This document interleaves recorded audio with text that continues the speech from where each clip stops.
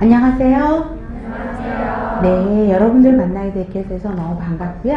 대박 열린 고시학원에서 간호관리학을 강의하고 있는 오정아입니다.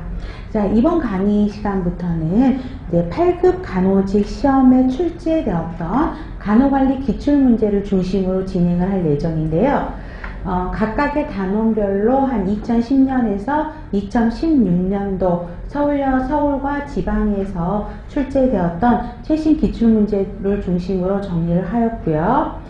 아마도 저희 학원에서 저랑 같이 강의하셨던 분들은 학원 기본서에 2009년도까지 단원별 챕터에 문제가 들어가 있는 걸 보셨을 겁니다. 그래서 9년도까지는 기본적으로 설명을 다 드렸던 것으로 기억을 하고 있고요. 전체적인 목차를 보시면 12챕터로 나눠져 있을 겁니다. 그래서 그 챕터에 나눠서 세분화된 기출문제와 또 기출문제만 풀려고 여러분이 오신 건 아니잖아요. 그래서 기출문제 플러스 그와 관련된 중요한 개념들을 이번 기회에 다시 한번 정리할 수 있었으면 좋겠습니다. 그 다음에 챕터별로 정리하다 보니까 최근에는 나왔지 않았지만 개념 정리상 꼭 한 번은 짚고 넘어가야 될 것도 여러분들한테 그 2009년 이전 버전의 문제들을 찾아서 다시 정리가 되어 있는 것을 보실 수가 있고요. 여러분들이 기출문제 풀이를 통해서 기출문제에서 문제들이 어떤 형태로 출제가 되고 있는지, 또 얼마나 자주 빈도가 높게 출제가 되고 있는지, 또 어느 부분이 중요한 개념인지를 확인하시면 훨씬 더 도움이 되실 거라고 볼 수 있습니다. 물론 최근에 서울과 지방으로 문제가 구분되었었고요. 그 전에는 서울, 경기도, 그 다음에 지방도 뭐 부산, 대전, 대구, 충남 뭐 이렇게 다 나눠져 있었거든요. 그 보시는데 서울과 경기도가 조금 까다로웠고요. 지방은 그렇게 어렵지는 않게 출제된 것을 보실 수가 있습니다.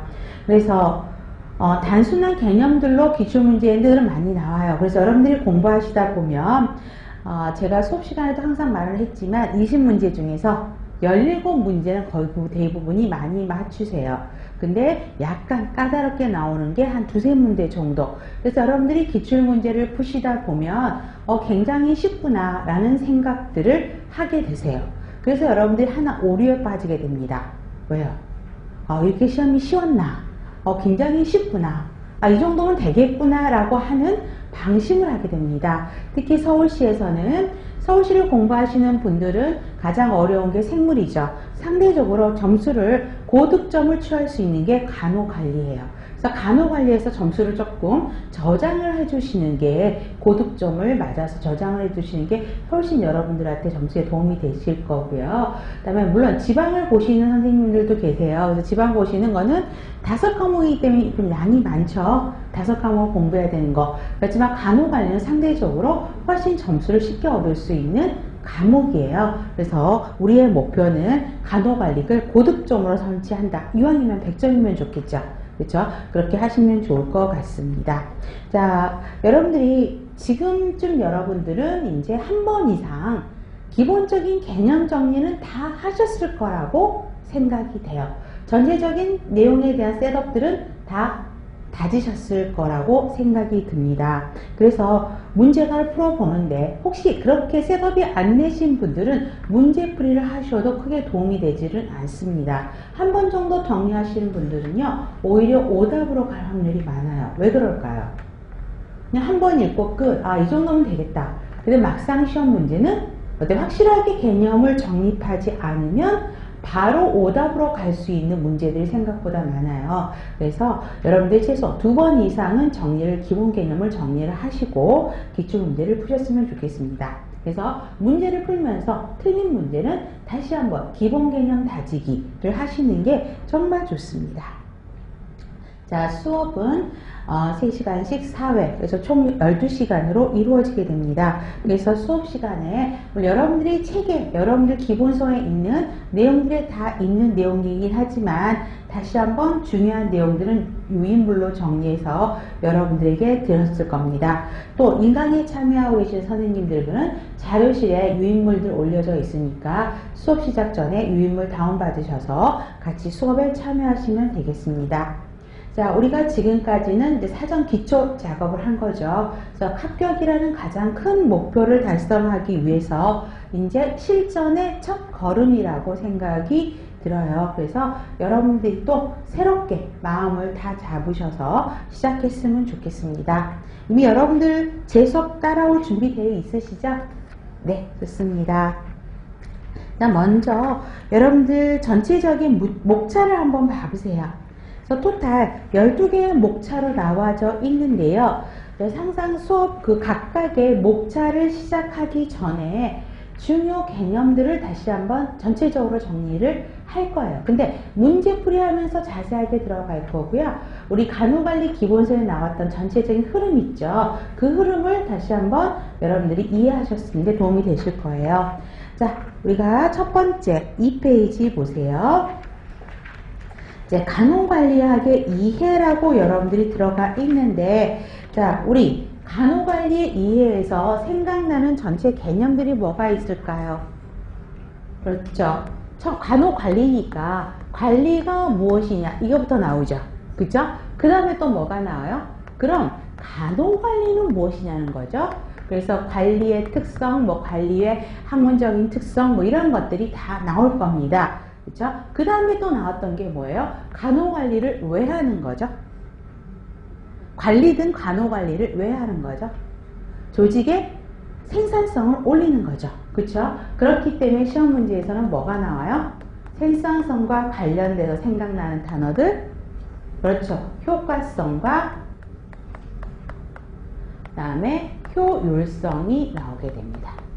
그래서 물론 여기에서도 나오게 되죠. 또 뭐가 나와요? 행정과 관리의 공통점, 차이점이 나오면서 여기서도 생산성을 올리고자 관리를 하는 것이에요. 그러면 생산성의 개념을 따질 때는 효과성과 효율성의 개념이 동일한 개념 아니죠. 그래서 이거를 비교하는 문제들이 또 나오게 되는 것이고요. 그 다음에 여기에서도 아까도 말씀드렸지만 간호관리의 특성, 관리의 특성이죠.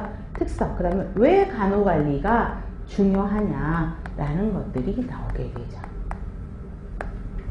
그 다음에 또 나오는 게, 여러분 또 생각나는 게 뭐가 있어요? 자, 간호관리자가 나오게 되죠. 간호관리자의 특성이 나오게 돼요. 우리 생각나는 간호관리자가 세 가지 종류가 있었죠. 뭐죠? 최고관리자, 중간관리자, 일선관리자. 그래서 그 사람들이 어떤 사람들이고 무슨 일을 하느냐, 이거 구별하는 문제들이 또 나왔을 겁니다. 그 다음에 나오는 게 또 뭐였을까요? 그렇죠? 관리, 기술, 몇 가지가 있었죠? 세 가지. 이거 누가 말했어요? 카츠. 물론 카츠가 나올 일은 별로 없어요. 카츠가 말한 세 가지 관리 기술이 무엇이냐? 뭐였죠? 개념적 기술, 인간적 기술, 실무적 기술. 거기에 특성들, 세 가지 중을 세 가지 개념적 기술을 써놓고 개념적 기술의 특성을 찾는 거, 그런 문제들이 많이 나왔었고요. 그 다음에 또 마지막으로 생각나는 거, 그렇죠, 민츠버그의 관리자 역할이죠. 민츠버그의 관리자 역할이 세 가지 범주로 나눠지면서 각각의 역할들이 나왔고, 그 다음에 그 옆에 땡땡이들도 개념 특성, 그러니까 관리자의 역할 특성 땡땡이가 또 문제가 나왔고, 요즘에 최근 버전으로는 어떤 상황적인 예를 주면서 포함되지 않는 것, 이런 형태로 많이 나오게 돼요. 그래서 특히 이 중에서 가장 많은 빈도수를 차지하는 게 요거죠. 생산성. 그 다음에 관리자의 특성, 관리 기술, 그 다음에 민츠버그가 또 가장 많이 출제됐던 것입니다. 얘가 이 중에서 아마 제일 조금 어렵게 문제를 푸실 수 있는 것입니다. 그래서 이런 전체적인 흐름을 갖고 여러분들이 이제 문제를 푸셔야 되는 것이겠죠. 자, 그래서 보시면 되겠어요. 자, 먼저 간호관리의 이해. 자, 그러면 1번. 간호관리의 개념에 대한 설명으로 옳은 것. 간호관리의 목표는, 자, 여러분, 간호관리의 목표는 동그라미 한번 해보실까요? 간호 대상자에게 양질의 간호 서비스를 제공하기 위한 것이다. O예요, X예요? O죠. 그래서 이게 또 하나의 문제로 출제된 적도 있어요. 간호관리의 목표는 무엇인가? 그래서 1, 2, 3, 4, 5 이런 형태로 문제가 나왔기 때문에 이것도 기억하시면 좋겠고요. 간호관리는 추구하는 목적을 보다 효율적이고 효과적으로 달성하기 위한 수단이다. 맞는 거죠. 그쵸? 그 다음 간호관리는 투입을 산출로 바꾸는 전환 과정이다. 맞죠? 간호 대상자에게 양질의 간호 서비스를 제공하기 위해 이게 간호관리 목표라고 그랬죠? 간호사들이 알고 또 행해야 될 지식과 기법이다. 맞습니다. 그래서 이게 답은 4번이 되는 거죠. 그 다음에 간호관리를 투입과 산출로 바꾸는 전환 과정이라고 말했던 사람은 누구예요? 길리스. 이렇게도 문제가 또 변형이 되겠죠. 나중에 그거는 관리 이론에서 나올 겁니다. 자, 그래서 여러분들 답은 4번으로 쉽게 찾으셨을 거고요. 자, 유인물 잠깐만 한번 보실래요? 학자들이 말한 관리의 개념들을 다시 한번 정리를 해드렸습니다. 그래서 여기서 학자들을 외우실 필요는 없어요. 그렇죠? 조직 목표를 효과적으로 수행하기 위해서 조직원들에게 특별한 관심을 갖고 영향을 주는 과정이다. 맞고요. 권한을 갖고 공식적으로 정해진 역할을 주는 과정이다. 목적을 달성하기에 여기서 목표를 구분하실 필요는 없어요. 여러분들이 기획의 계층화를 공부하시다가 보면 목표 시험 문제 많이 나오잖아요. 그러니까 뭐 여기서도 그거 외우세요. 그러실 필요는 없다는 거죠. 목적을 달성해서 개인, 그룹이 자원을 활용하여 함께 일하는 과정이다. 또 목표를 달성하기 위해서, 다 목표를 달성하기 위해서는 다 들어가요. 그거 빼고 보죠. 자원을 기획하고 조직하고 지휘하고 통제하는 거다. 관리의 기능, 과정을 써놓죠. 관리 과정. 또 목표를 달성하기 위해서 인적, 물적, 재정적 및 정보적 자원을 이용하여 기획, 지휘, 통제하는 과정이다. 조직업 구성원의 조력과 자원을 활용해서 기획, 조직, 인사, 지휘, 통제하는 과정이다. 또 목표를 달성할 수 있도록 환경을 만들고 유지하는 것이다. 이해되셨죠? 이렇게도 문제는 변형될 수 있기 때문에 전체적인 관리의 개념이 무엇인지만 파악하시면 될 것 같습니다. 자, 2번입니다. 관리의 기능에 대한 설명으로 옳지 않는 것. 몇 번일까요? 3번이죠. 그쵸? 조직 목표 달성을 위해 리더십을 발휘하고 직원들에게 동기를 부여하는 과정이다. 이거 뭐예요? 인사가 아니고. 리더십 동기를 부여하면 바로 지휘가 나와야 되는 것이죠. 자, 1번. 조직 목표를 성취할 수 있도록 넘어가고 구성원들에게 업무, 권한, 자원 등을 배당하는 과정이다. 조직이죠. 다음, 목표 달성을 위해 활동이 제대로 계획대로 진행하고 있는지 확인하고 피드백을 통해서 교정하는 과정이다. 교정이라는 말이 들어가면 거의 통제죠. 그쵸? 그 다음에 목표 달성을 위해 효율적으로 달성하기 위한 구체적인 행동 방안을 선택하는 과정이다. 기획이죠. 자, 이 문제를 변형을 한다면 어떻게 되냐면 조직 목표를 달성할 수 있도록 구성원들에게 업무, 권한, 자원 등을 배당하는 과정은 간호관리 과정에 어디에 속하느냐, 이렇게도 문제가 변형이 되죠.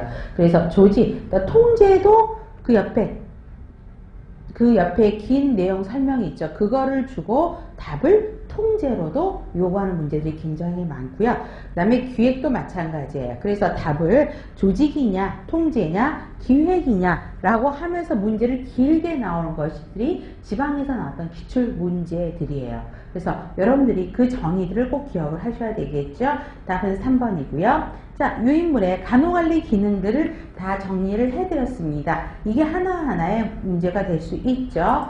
우리가 기획, 그럼 뭐예요? 육가원칙에 따른 내용들을 사전에 설정하는 게 기획이라고 설명했었죠. 그렇기 때문에 무엇을 언제 어디서 누가 무엇을 시행하는지 어떻게 하는지를 사전에 결정하는 것 기획이고요. 신념과 목표를 정하고 목표 달성을 위한 행동 방안을 결정하는 거고, 거기에 관리 기능에 뭐가 들어간다고요? 계층화. 기획의 기능에는 기획의 계층화, 의사결정, 재무관리, 시간관리 등이 다 들어간다고 그랬었죠. 그럼 여러분, 유인물에 있는 내용 중에 빠진 거 생각나는 거 뭐가 있어요? 기획의 기능 중에. 물론 이것도 다 제가 써드려야 되는데 제가 지금 보니까 빠질 게 보여서요. 뭐가 있죠? MBO가 빠져있죠. 그죠? 그 다음에 조직입니다. 기획을 효과적으로 효율적으로 수행할 수 있도록 조직하는 거고, 공식적 구조를 만드는 거고, 자원을 조정 분배해서 정책 점차, 직무를 서술하고 직무에 합당한 자격을 정하는 일이고, 그 다음에 자원 이용을 정하고, 그 다음에 조직화, 조직 구조, 조직 문화, 조직 변화들이 기능에 들어가는 것이죠. 인사는 조직 목표 달성하기 위해서 인적 자원을 관리하는 거죠. 그래서 직무 관리, 확보 관리, 개발 관리, 보상 관리, 유지 관리가 있습니다. 그런데 여러분들이 질문을 하세요. 어떤 책에서는 5개로 정리가 되어 있고요. 저희 책에서는 몇 개로 되어 있던가요? 저희 기본서에는 몇 개로 되어 있었죠? 직무 관리, 확보 관리, 개발 관리, 유지 관리. 그쵸? 그래서 보상 관리가 어디에 들어가 있었죠? 유지 관리에도 들어가 있었죠. 그래서 뭐 4개냐 5개냐 이거는 중요하지 않아요. 그렇죠? 그 다음에 그 목표 달성에 기여하도록 영향을 미치는 과정, 지휘죠. 그래서 항상 리더십, 동기부여라는 단어들이 나오게 되고요. 그래서 리더십, 집단관리, 커뮤니케이션, 자기주장 행동, 갈등관리, 스트레스 관리, 의사소통들이 전부 지휘에 들어가고요. 통제는 첫 번째 땡은 닭가장에 있었던 거고, 두 번째도 있었죠. 교정적인 행동. 그래서 마지막 땡, 직무수행평가, 질보장, 그 다음에 법정 윤리적인 통제, 전문직과 단체 조직 통제, 뭐 이러한 것들이 통제에 들어가는 것입니다. 자, 그 다음에 3번을 보시면 행정과 관리의 차이점을 물어보는 것이죠. 옳은 것은 몇 번일까요? 3번이죠. 행정은 관리보다 정치 권력을 더 많이 내포하고 있는 게 맞죠. 우리가 행정하고 관리에서 행정은 공부했을 때 어떻게 있었죠? 그렇죠. 공행정이라고 이야기를 했고요. 그 다음에 관리는 사행정의 개념으로 보시라고 했었죠. 그래서 이것만 같이 가지고도 구별을 하시면 되겠고요. 자, 그러면 답은 3번입니다. 근데 1번을 어떻게 바꿔? 법령의 제약을 덜 받는 거는 관리죠. 행정이 법령 제약을 훨씬 많이 받고요. 능률성을 강하게 추구하는 거는 관리죠. 그쵸? 그 다음에 경쟁성이 강하는 거는 관리죠. 그쵸? 그 다음에 분명하고 단일한 목표를 추구하는 것. 그렇죠. 관리죠. 그쵸? 그래서 여러분들이 유인물에 보시면 관리와 행정의 공통점과 차이점을 드렸을 겁니다. 공통점은 그렇게 해도 문제는 많이 나오지는 않아요. 목표를 달성하기 위한 수단이고 관료제적인 성격을 갖고 있고, 우리 관리의 특성이 1번이 뭐였죠? 조직 내에서 이루어진다는 거였죠. 그래서 물론 행정도 마찬가지예요. 공통점이 들어가는 것입니다. 그 다음에 또 두 번째로 문제를 바꾸면 행정과 관리의 차이점으로 해당하는 거. 그럼 앞에 큰 것들이 있죠. 권력성, 독점성과 능률성, 법의 제약 정도, 목표, 능률성 이렇게 나누셔야 되고요. 그 다음에 조금 더 깊게 들어가는 것이 지금처럼 비교하는 문제가 더 나오게 되죠. 자, 권력성을 강조하는 거는 행정이죠. 그러다 보니까 훨씬 강제성이 있게 되고요. 경쟁성, 능률성을 추구하는 거는 관리고, 독점성은 행정이었죠. 그래서 독과점이 일어나서 경쟁성에 제한을 받을 수밖에 없고요. 법의 제약을 많이 받는 거는 행정, 목표가 단일한 거는 관리. 왜 불분명하고 복잡한 목표를 행정은 추구할까요? 그렇죠. 국민 대다수에게 적용되어야 되기 때문에 국민들의 특징이 다 틀리잖아요. 그렇죠. 그렇기 때문에 불분명할 수밖에 없고요. 그 다음에 평등성을 강조하는 거는 행정이죠. 그거에 비해서 상대적으로 관리는 평등성을 덜 강조한다라는 것입니다. 자, 그 다음에 4번. 간호관리의 특성 중 옳지 않는 것, 맞지 않는 것. 몇 번일까요? 3번이죠. 간호관리에서는 어떤 요소가 더 중요하죠? 그렇죠. 사람이 중요한 인적 요소가 훨씬 중요하다는 것입니다. 자, 그러면 간호관리는 간호조직의 측면에서 접근한 것이자 조직 내에서 이루어진다는 말과 같은 맥락으로 들어가고, 또 우리가 사피 그러면 얘는 어디에 들어가죠? 행정의 사피 그러면 조직 내에서 이루어지는 거기 때문에 플레이스, 장소가 되는 것이죠. 첫 닭갈치 항의 1번은 사피의 피, 플레이스, 장소에 해당하는 것이고요. 간호관리 목표는 아까 그랬죠. 대상자에게 양질의 간호 서비스를 제공하는 것이다. 또 나오죠. 맞는 거죠? 그러면 이거는 사피에서 뭐예요? 목적. 그렇죠? purpose.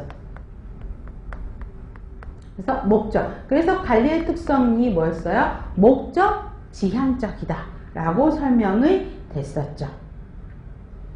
그 다음에 인적 요소를 훨씬 중요하죠. 그러면 사피에 뭐였을까요? person, 사람을 중요시하죠. 그 다음에 양질의 간호를 위한 자원의 기술적 활용이 요구된다. 맞는 거죠? 그 다음에 또 일련의 과정인 동시에 기능이다. 그래서 프로세스, 과정이라고 설명하죠. 그래서 네 가지 기억하셔야 되겠죠? 자, 이렇게 정리하면 5가지겠네요. 그쵸? 그래서 보셔야 됩니다. 자, 그래서 이것도 계속 이거는 최근 문제는 아닌데 옛날에 나왔던 문제긴 해요. 간호관리의 특성. 자, 그 다음에 5번. 간호관리의 학문적 성격에 대한 내용으로 옳은 것.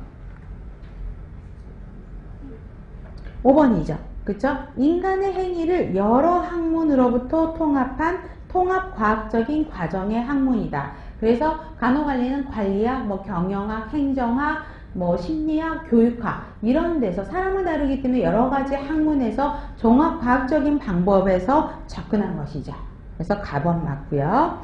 그 다음에 간호사들의 만족성과 통합을 통한 조직의 계속적인 발전이라는 목표를 강조하는 인간 중심적인 성향. 여기서 핵심 단어는 뭐예요? 인간 중심적이죠. 그럼 가번에서는 통합과학적이죠. 그래서 통합론적이고 그 다음에 인간 중심적 성향이고 3번은 조직의 성과를 높이려는 뭐죠? 과정지향적이 아닌 성과지향적 output을 강조한다라는 것이죠. 그래서 성과지향적 동그라미. 외국에서 유입된 이론을 기초로 한 간호학이 우리나라의 간호 현상을 설명하고 문제를 해결할 수 있어야 하므로 우리나라 실정에 맞아야 하는 상황 적합성을 강조한 학문이다. 핵심 단어는 상황 적합성이죠. 우리 실정에 맞게 해야 되는 것이고요. 그러면 우리가 간호관리의 학문적인 성격 5가지로 외웠던 기억은 나요. 그러면 닭까지 가본처럼 통합과학적이다. 나 인간중심적 성향이다. 다 성과지향적인 경향이다. 라 상황 적합적인 학문이다. 또 하나 뭐였어요? 생각나는 5번째. 이거 좋습니다. 과학적 방법론을 적용한 것이죠. 그렇죠? 그래서 경험, 관찰의 근거를 둔 실증적인 연구에 따른 그쵸? 그거에 기초한 간호 행위를 강조했었던 거죠. 그래서 과학적 방법론 요거까지 해서 간호관리의 학문적 성격 5가지 꼭 정리하셔야 됩니다. 자, 6번. 조직관리 성과를 측정하는 데 있어서 효과성에 대한 설명으로 옳은 것. 자, 이게 15년도 지방문제거든요. 몇 번? 3번이죠. 가치 추구의 개념을 포함해서 조직 목적의 달성 정도죠. 조직 목적을 달성했느냐, 달성하지 않았느냐 보는 것이고요. 1번. 경직성 개념을 내포해서 투입과 산출에 대한 내용을 관계를 측정하는 것. 효과성, 효율성. 효율성. 그 다음에 자원 활용을 고려하여 개인이나 조직이 수행한 성과의 공평성을 측정하는 것. 효율성이죠. 여기도 핵심 단어는 자원 활용이란 말이 들어가 있죠. 조직 목적을 달성하기 위해서 자원을 생산적으로 사용했느냐, 잘 자원을 효율적으로 사용했느냐 하는 거기 때문에 효율성이에요. 그래서 여러분들이 가끔씩 효율성과 생산성의 개념을 가지고 운동을 하시면서 저에게 선생님, 생산성과 효율성이 같이 비교하는 문제가 나오면 어떻게 하나요? 안 나와요. 아시죠? 거기에 에너지 쏟지 마시고 효율성 구분하시면 되겠고요. 한 가지만 기억하시면 돼요. 생산성은 효율성의 개념만 들어가는 게 아니라 효율성과 효과성의 개념 둘 다 포함되어진 것이다 라고 생각하시면 된다는 것이죠. 자, 유인물 볼까요? 유인물에도 효과성과 효율성을 구분해 놨었죠? 그렇죠? 자, 그래서 효과성은 성과와 관련된, 아웃풋과 관련된 개념이기 때문에 일 자체가 올바른 것이어야 돼요. 상대적으로 효율성은 그 수단과 관련된 일을 제대로 바르게 수행했느냐라는 것이죠. 그래서 일을 올바르게 했느냐, 차이점 보시고 되고요. 목적이 달성되는 정도는 효과, 투입에 대한 산출 이렇게 들어가면 효율, 그 다음에 조직과 그것을 둘러싸는 환경과의 관계의 질, 그렇기 때문에 효과예요. 그런데 두 번 효율성 봐보세요. 업적 질에 대한 측정치, 그러면 이것도 효과겠죠. 질이니까. 근데 그 앞에 어떤 말이 써 있어요? 기술 수행이라는 말이 들었기 때문에 얘는 효율성으로 봐야 되고요. 목적이면 효과, 장기적이면 효과, 결과를 측정하는 거 효과, 결과의 극대화, 효과죠. 그 다음에 효율은 투입과 산출의 관계, 최소한 자원으로 목적을 달성하는 정도, 단기적이냐, 수단을 측정하느냐, 비용의 최소화하는 것이냐 물어보는 것이죠. 그래서 답은 3번이고요. 7번 성과 측면에서 효과성은 충족했지만 효율성이 떨어지는 경우, 그럼 뭐예요? 효과성은 목표가 달성됐느냐 달성되지 않았느냐, 효율성은 목표를 달성하는데 자원을 잘 활용했느냐 하지 않았느냐, 그 개념을 알면 풀 수 있죠. 이게 16년도 지방 문제예요. 그럼 몇 번이죠? 3번이죠. 자원을 산출보다 더 많이 투입해서, 그러니까 효과성이 충족됐어요. 그럼 효과성을 만족했다는 거죠. 그럼 뭐예요? 목표를 달성한 거예요. 그럼 조직 목표를 달성한 경우 가나다가 아니네요. 죄송해요. 1, 2, 3이 다 답인 거예요. 그렇죠? 그런데 문제는 효율성이 떨어진다 그러니까 어때요? 자원을 낭비한 거죠. 그렇죠? 그렇기 때문에 산출보다 더 많이 투입해서 목표를 달성했다라고 볼 수 있다라는 것입니다. 답은 3번입니다. 자, 그렇게 해서 보시면 되겠고요. 그 다음에 8번 볼게요. 효율성에 대한 설명으로 옳은 것. 1번이죠. 자, 조직 목적 달성을 위해 제자원을 사용하는 정도를 측정한 경제 원리다. 맞는 거죠? 여기도 나오죠. 목적 달성하기 자원을 어떻게 활용한 거 보니까 효율성. 최소의 자원 투입으로 최대의 산출을 내는가에 초점을 두는 것이다. 그렇죠. 맞는 거죠. 수단을 목적과 분리한 상태에서, 자, 산출의 극대화를 의미하는 거는 뭐예요? 산출의 극대화는 효과성이죠. 근데 앞에 뭐라고 되어 있어요? 수단을 목적과 분리했어요. 목적과 별개로, 또 수단적인 개념이기 때문에 이거는 효율성에 대한 것입니다.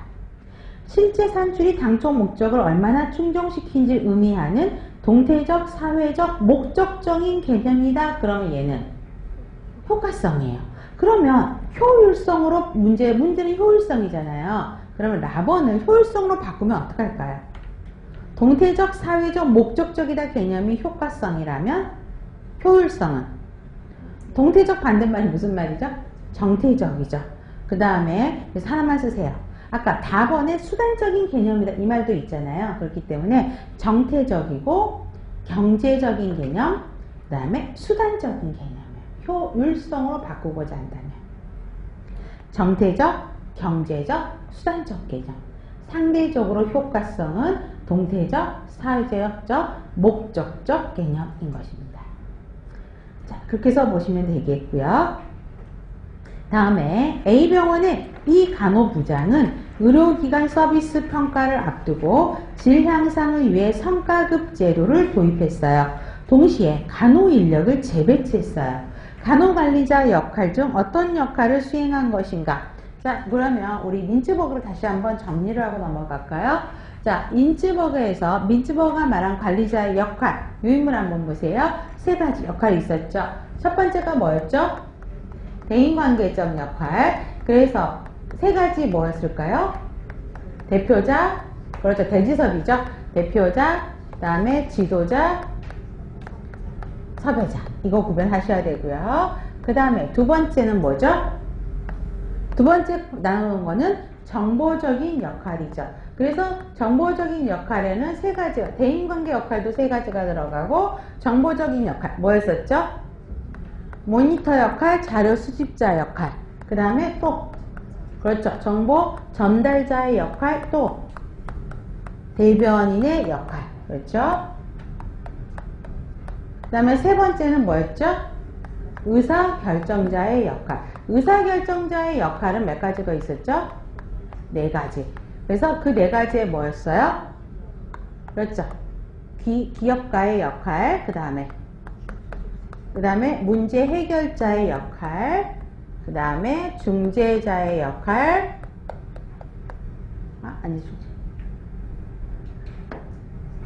중재자가 아니라 자원 배분자의 역할, 또 뭐 하나 역할? 협상자의 역할. 이게 가장 쉬운 문제예요. 그래서 가장 난이도 하 문제는 얘 세 개를 물어보는 문제가 제일 처음에 나왔었고요. 그 다음에 요 세 개들이 어디에 들어가느냐, 각각의 서부 항목들이 어느 항목에 들어가느냐 나왔었고요. 근데 그 다음에 최근에 나오는 얘들은 여기 옆에 땡땡이들을 물어본다 그랬었죠. 그래서 요것들을 기억하셔야 됩니다. 그래서 자, 대표자의 역할, 법적이나 사회적으로 요구되는 상징적이고 일상적인 직무를 수행하는 거죠. 그래서 구체적인 예들이 시험 문제에 나오죠.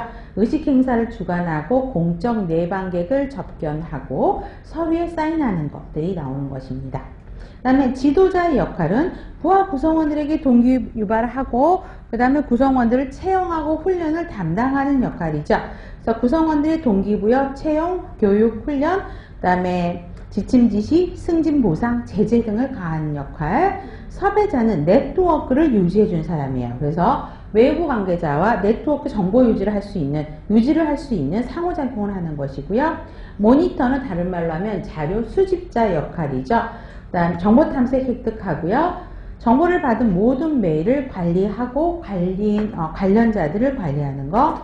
전달자는 정보를, 이 사람들이 관리자이기 때문에 정보를 잘 받죠. 그러면 그거를 아래 구성원들에게 전달해주는 역할이죠. 그래서 회의 주간 통신을 통한 정보 전달, 부하 직원과 구두로 의사소통을 유지한다. 라고 되는 대부분이 수간호사 미팅 얘들이 시험 문제 많이 나오고요. 대변인의 역할은 대표자로서 그 사람들이 자기의 조직을 외부에 알리는 역할이에요. 그래서 조직에서 전문가로 활동하고요. 조직 외부에 조직의 공식 입장을 전달 발표하고 이사에 참석해서 정보를 외부로 전달하는 사람. 그 다음에 기업가의 역할은 말 그대로 기업가는 보통 우리가 CEO죠. 뭔가 사업을 기획하고 그거를 추진하는 사람들을 이야기하는 것입니다. 그래서 기회를 포착하고 변화를 위해 프로젝트 이 말이 항상 나와요. 설계하고 수행하는 사람. 고충 처리자, 다른 말로 하면 이기 수습자, 또 다른 말로 하면은 문제 해결자라고도 같은 말이에요. 자, 보시면 되죠. 그래서 문제를 해결하는 사람이에요. 그래서 화재나 사고 등 문제 발생 시 해결 방안 수립 및 실행하는 사람.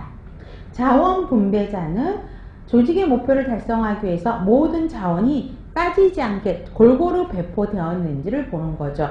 얘들이 스케줄링, 예산 책정, 부하들에 대한 일에 관한 프로그램이고, 협상을 말 그대로 협상하는 거죠. 그래서 협상자는 항상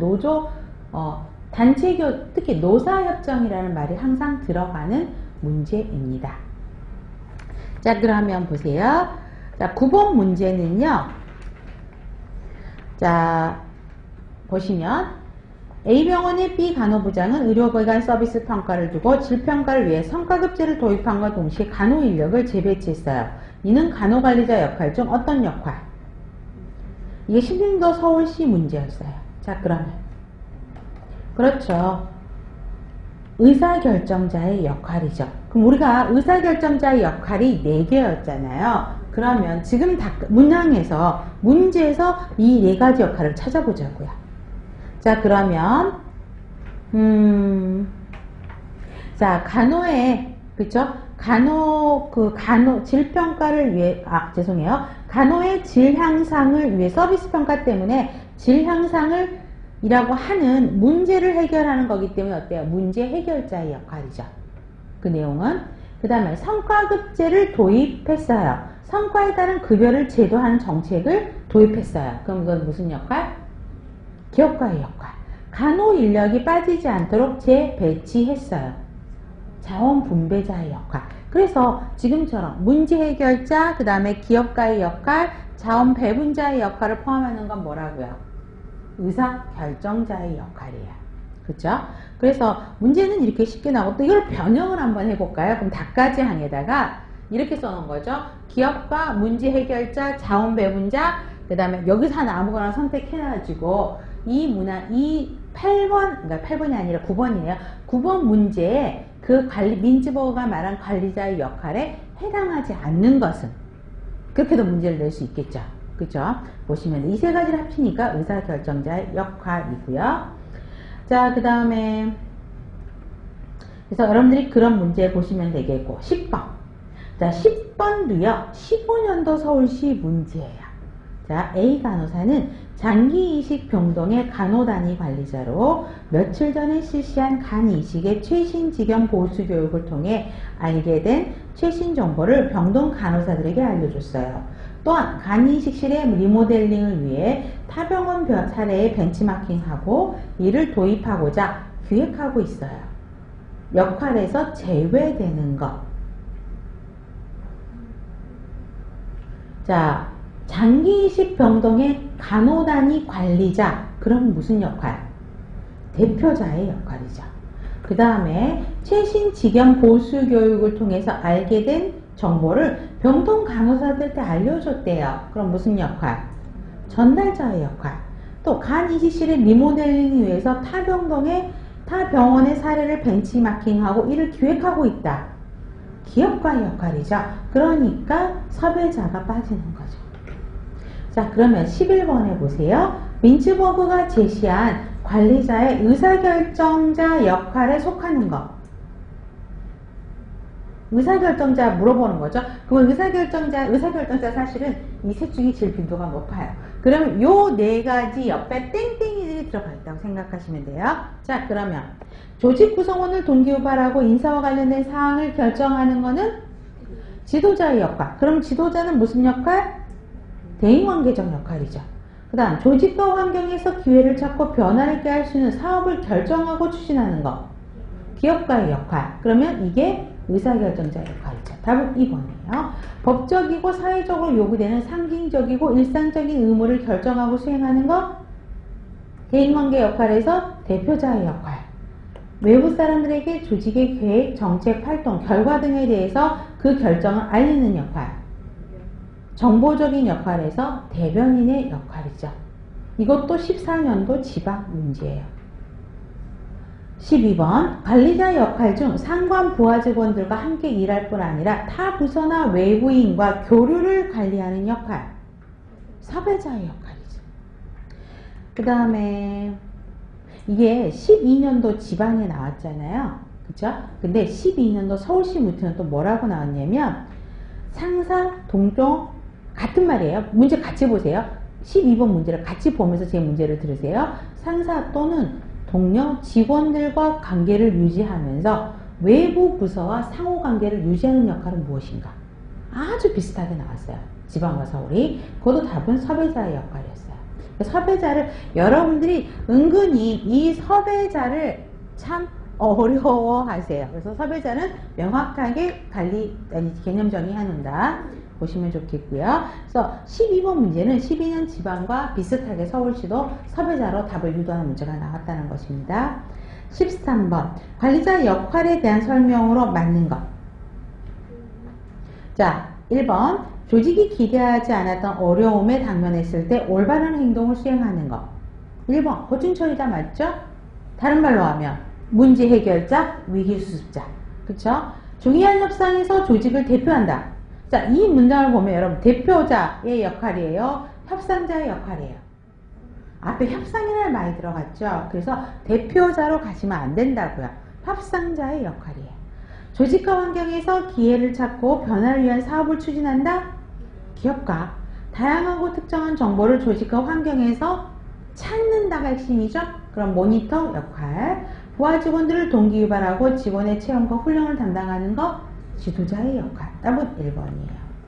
그 다음에 민츠버그 네 가지 관리자 역할 범주 중 의사결정자 역할에 해당하지 않는 것. 뭐죠? 너무 쉽죠? 그렇죠? 대변자의 역할이 정보적 역할에 들어가는 것이죠. 답은 5번인 거죠. 그 다음에 15번 카츠의 관리자의 기술에 대한 설명 중 옳은 것. 우리가 카츠의 관리자의 관리 기술 세 가지 있었었죠. 개념적 기술, 인간적인 기술, 실무적인 기술. 그거 물어보는 거예요. 자, 그러면 1번 사람들과 함께 일할 수 있는 능력과 판단은 인간적인 기술. 조직의 목적, 조직 전체를 이해하는 능력, 개념적인 기술. 자, 2번부터는 동그라미 앞에 개념적 기술의 동그라미, 3번에 인간적 기술 동그라미 하면 인간적 기술 동그라미 할 게 아닌지 틀린 거니까 경험, 교육, 훈련으로부터 습득되는 기술은 실무적인 기술이죠.